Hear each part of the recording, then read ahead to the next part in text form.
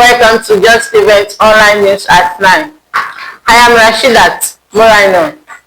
The news headlines. Federal government commits strengthening creative industry. Tedford boards on Growth Conference Center at Kano University. Federal government inaugurates MSME committee to strengthen agri value chain. FIRS names 16 tech firms for e-invoicing onboarding. Federal government rolls out a 0% interest loan scheme for tertiary workers. Governor Lawal commended for tackling insecurity. Bayelsa Youth demands inclusion in governance. Customs warns against cyber sabotage.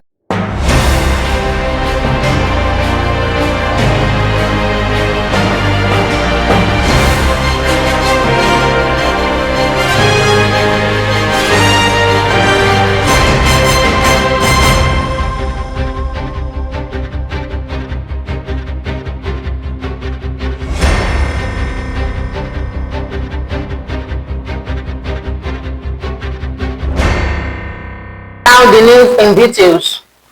The presidency has reaffirmed President Bola Tinubu's commitment to strengthen Nigerian creative industry through sustained policy backing, increased investment, and enabling business environment.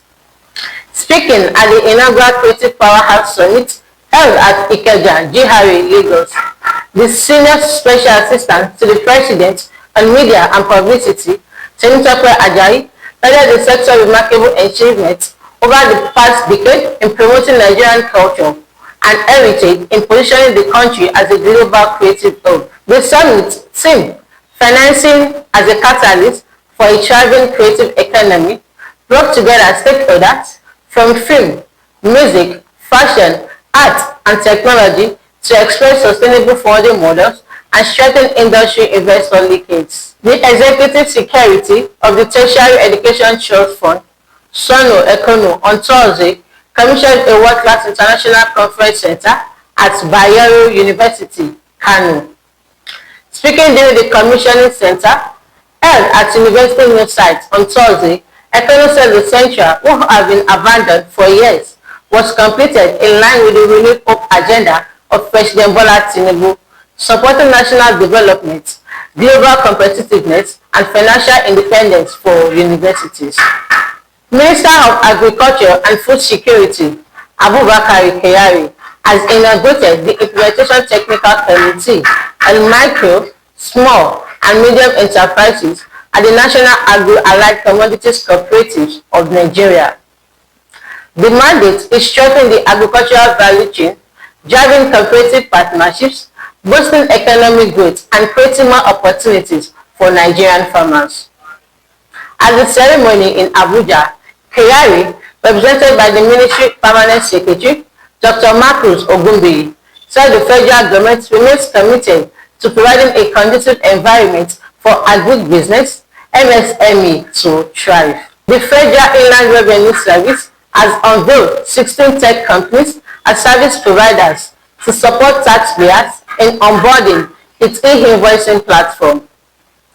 The tech companies, which functions as a system integrators and access points providers, are satisfied by the National Information Technology Development Agency, were unveiled at a 2-day workshop in Lagos on Thursday to support onboarding, system integration, and invoice transmission processes for taxpayers. The federal government has launched the Tertiary Institution Staff Support Fund, a landmark welfare and empowerment initiative for academic and non-academic staff in Nigerian tertiary institutions. In a statement issued by the Minister of Education, Dr. Tuji Alauta, on Friday, the fund was described as a direct response to the welfare and personal growth needs of the National Tertiary Institution workforce. Special Assistant to Zamfara State Governor Buhari Ilyasu has commended Governor Lawal Daudu for his efforts in tackling insecurity in the state.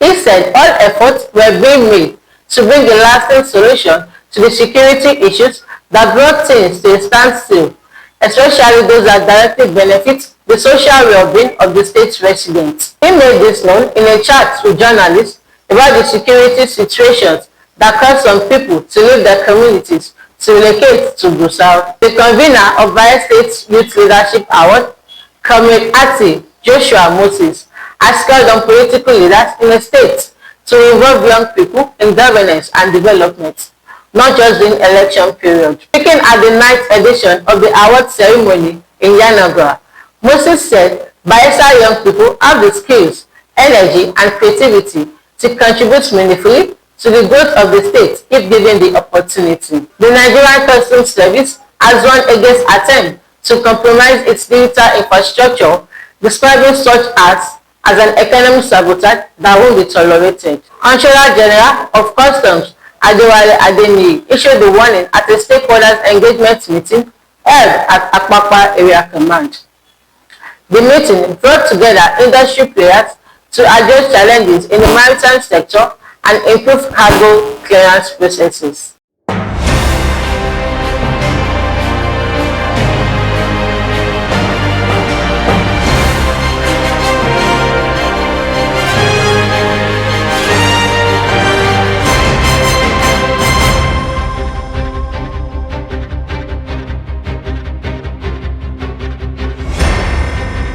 And that is all on Just Events Online News at 9.